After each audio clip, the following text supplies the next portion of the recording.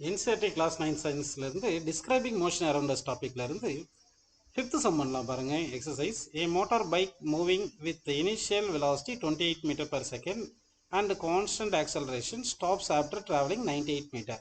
Find the acceleration of the motor bike and time taken to come to rest னு கேட்டிருக்காங்க. இப்போ initial velocity எவ்வளவு கொடுத்திருக்காங்க 28 meter per second கொடுத்துட்டாங்க. final velocity 0 கொடுத்திருக்காங்க.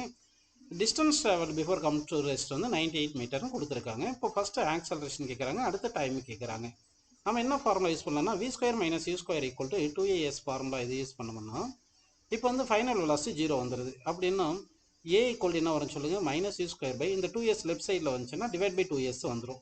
இப்போ மைனஸ்னு போட்டு u ஸ்கொயர் u வந்து எவ்வளோ 28 இன்ட்டு 28 போட்டுங்க, டிவைட் பை 2 இன்ட்டு s எவ்வளோ 98ன்னு போட்டுங்கப்பா. இதை சிம்பிளை பண்ணிங்கன்னா உங்களுக்கு minus 4 metre per second square கிடைக்கும்.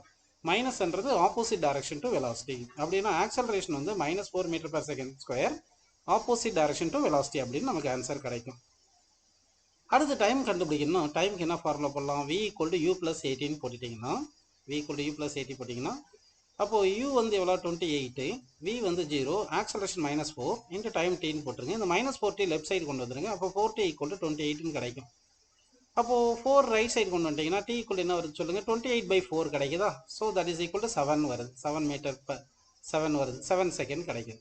ஸோ டைம் டேக்கன் வந்து 7 செகண்ட், ஆக்சலரேஷன் வந்து minus 4 metre per second square in opposite direction to வெலாசிட்டின்னு ஆன்சர் கிடைக்குதுப்பா.